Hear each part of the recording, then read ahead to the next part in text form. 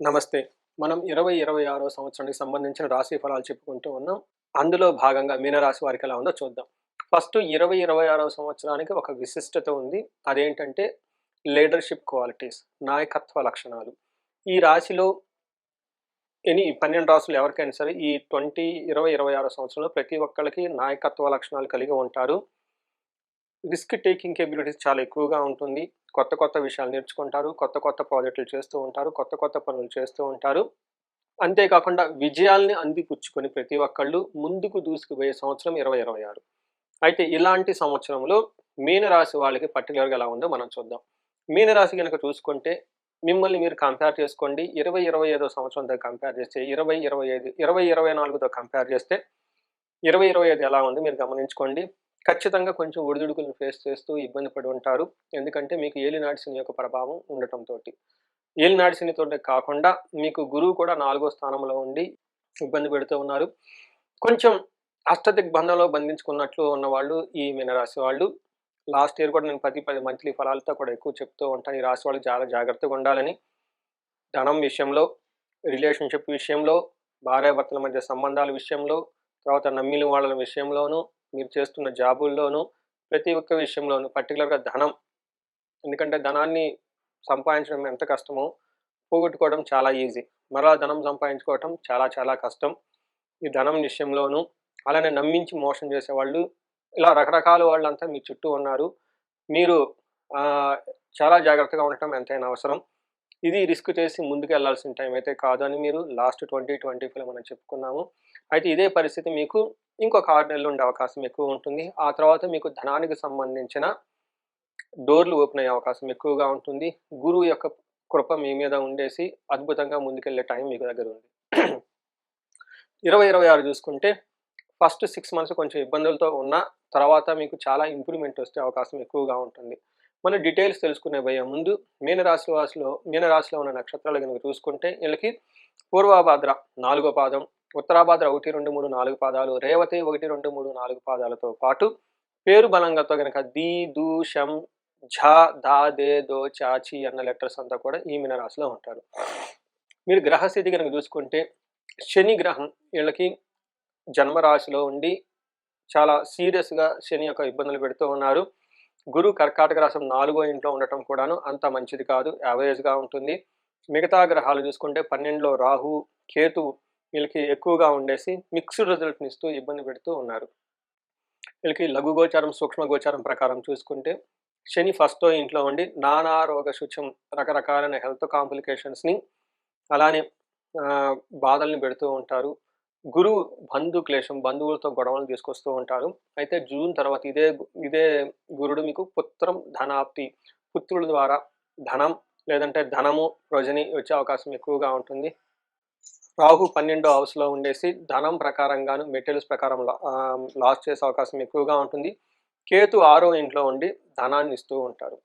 మీరు చూసుకుంటే ఓవరాల్‌గా ఒక కేతువు, రాహులు పార్షికంగా చక్కగా ఉన్న రాహు మిక్స్డ్ రిజల్ట్ ఇస్తూ ఉన్నారు. గురువు మిక్స్డ్ రిజల్ట్ ఇస్తున్నారు. శని మాత్రం ఇబ్బందులు పెడుతున్నారని గమనించుకోవాలి. శని ఫస్ట్ హౌస్‌లో ఉంటే ఏమవుతుంది?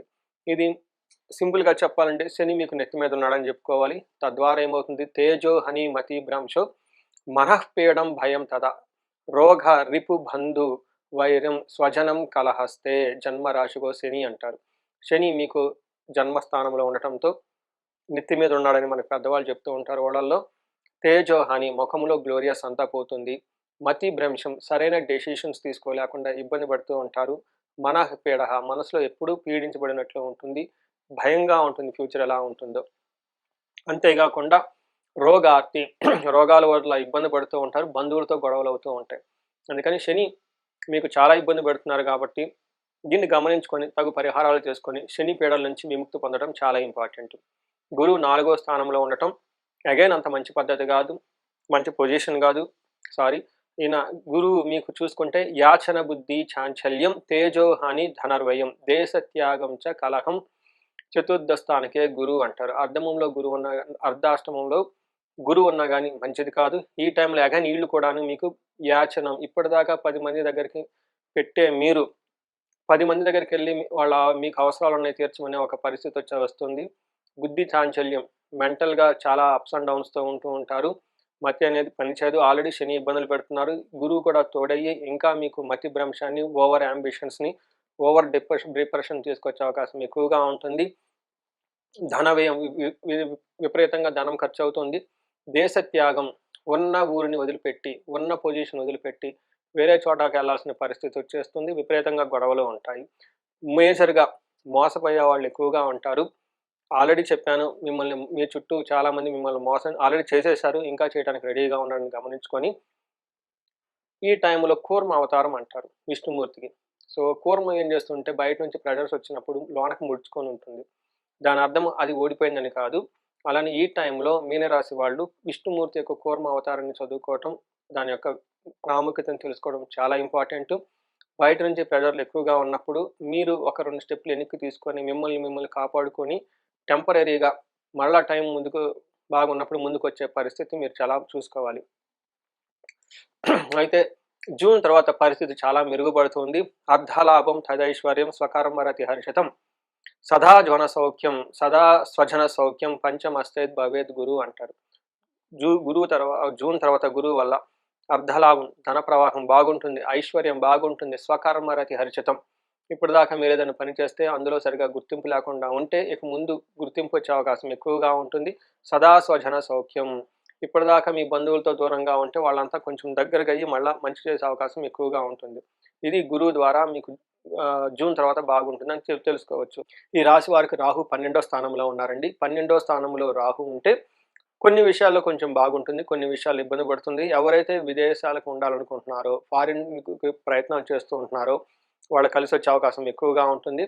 వీటితో పాటు కార్య విఘ్నం ఏదైనా గనుక పని చేస్తే రాహు మీకు అనవసరమైన ఆటంకాలను కలిగిస్తూ ఉంటారు. అనవసరంగా హాస్పిటలైజేషన్స్ విపరీతంగా ఖర్చులు తీసుకొస్తూ ఉంటారని గమనించుకోవాలి. కానీ కేతు ఈ రాశి వాళ్ళకి 6వ ఇంట్లో ఉండటంతోటి చక్కగా ధన ప్రవాహాన్ని తీసుకొస్తూ ఉన్నారు. అనుకున్న పనులు జరుగుతూ ఉంటుంది. ఒక రకంగా చూసుకుంటే సింపుల్‌గా జూన్ వరకు ఇప్పుడు ఏ పరిస్థితిలో ఉందో అదే పరిస్థితి కంటిన్యూ అవుతుంది. జూన్ తర్వాత చాలా పరిస్థితి ఇంప్రూవ్ అయ్యే అవకాశం ఎక్కువగా ఉంటుంది. పెళ్లి కాని వాళ్ళకి పెళ్లయ్యే అవకాశాలు ఉంటుంది. పుత్రుడి గురించి సంతానానికి చూస్తున్న వాళ్ళకి సంతానానికి సంబంధించిన విషయంలో చాలా బాగుంటారు. గృహానికి సంబంధించిన శుభకార్యాలు ఎక్కువగా జరుగుతూ ఉంటాయని మీరు గమనించుకోవాలి. ఈ రాశి వాళ్ళు చాలా ఎక్కువగా పరిహారాలు చేసుకోవాలి. ఎందుకంటే శని పీడలు, ఇతర గ్రహాల యొక్క పీడలు చాలా అధికంగా ఉన్నాయి కాబట్టి వీళ్ళు ఖచ్చితంగా కుంభకోణ నవగ్రహ టెంపుల్స్‌ని విజిట్ చేయడం చాలా ఇంపార్టెంటు. తిరునల్లార్ శనికి సంబంధించి దేవస్థానంలో తైలాభిషేకం చేసుకోవడం చాలా ఇంపార్టెంటు. శనికి సంపూర్ణ శాంతి పూజలు చేపించుకోవడంతో పాటు శని పాశుపత అభిషేకం చేపించుకోవడం చాలా ముఖ్యం. వీటితో పాటు శనికి మీరు ప్రతి శనివారం తైలాభిషేకం చేయటము, శని పిప్పలాద స్తోత్రం చదువుకోవడం, హనుమాన్ చాలీసా చదువుకోవటం, హనుమంతుడి హనుమాన్ కార్యసిద్ధి మంత్రం చదువుకోవడం చాలా చాలా ఇంపార్టెంటు. ఈ రాశి వాళ్ళు చాలా సెన్సిటివ్‌గా ఉన్నారు కాబట్టి మీ ఇండివిడ్యువల్ జాతకంలో కూడా చెక్ చేపించుకొని ఎలాంటి ప్రాబ్లమ్ ఉన్నా దానికి సొల్యూషన్ ఉంది మన శాస్త్రాల్లో వివరించారని గమనించుకొని తగు పరిహారాలు చేసుకోవడం చాలా ముఖ్యం. ధన ప్రవాహానికి ఇబ్బంది పడిపోతూ ఉంటే స్వర్ణలక్ష్మి విశేష హోమము, కుబేర పాశుపత అభిషేకము, లక్ష్మీ కుబేర మంత్రము జపం చేపించుకోవడం చాలా ముఖ్యం. హెల్త్ కాంప్లికేషన్స్ ఎవరైనా ఇబ్బంది పడుతుంటే అమృత మృత్యుంజయ పాశుపత అభిషేకం చేపించుకోవటం, విశేషమైన హోమం చేపించుకోవడం చాలా ముఖ్యం. భార్యాభర్తల మధ్య అన్యోన్యత లేకపోతే అన్యోన్య దాంపత్య పాశుపత అభిషేకం చేపించుకోవటం, విశ్వావసు గంధర్వరాజు హోమం లాంటివి చేపించుకోవడం చాలా ముఖ్యం. ఈ రాశి వాళ్ళతో పాటు వీళ్ళతో పాటు సింహరాశి వాళ్ళున్నా, లేదా ధనుసు రాశి వాళ్ళున్నా, కుంభరాశి వాళ్ళున్నా, మేషరాశి వాళ్ళున్నా గానీ ఇంకా ఆ ఇంట్లో ప్రాబ్లమ్స్ అధికమయ్యే అవకాశం ఉంటుంది కాబట్టి వీలైతే వాళ్ళకి కూడా ఒకసారి జాతకాలు చెక్ చేపించుకొని భార్యాభర్తలు కలిసి చక్కటి పరిహారాలు చేసుకొని క్షేత్రాలు దర్శిస్తూ ఉంటే శని పెట్టే తీవ్రత నుంచి చాలా తొందరగా బయటపడవచ్చు. రెండోది కూర్మ అవతారం గురించి బాగా తెలుసుకోండి. దశ అవతారాల్లో ఎందుకు ఆ విష్ణుమూర్తి అవతారం ఎత్తాల్సి వచ్చింది, దానిలో ఉన్న విశిష్టత సిగ్నిఫికేషన్స్ ఏంటని తెలుసుకోండి. ఈ టైంలో మీరు బయటికి స్ట్రెచ్ చేసి మిమ్మల్ని దూకుడుగా వెళ్ళే టైం కాదు. ఒక 2 స్టెప్పులు మిమ్మల్ని బ్యాక్ తీసుకొని పేషెన్సీగా ఉండాల్సిన టైం అనేది గమనించుకోవాలి. ఈ రాశి వాళ్ళు 26వ సంవత్సరంలో ఎన్ని ప్రాబ్లమ్స్ ఉన్నా ఆ ప్రాబ్లమ్స్ అన్ని చక్కగా అధిగమించి జీవితంలో ఉన్నతంగా ఎదగాలని, మీకు అష్టైశ్వర్యాలు కలగాలని, భోగభాగ్యాలు కలగాలని చెప్పేసి నేను కోరుకుంటున్నాను. నమస్తే.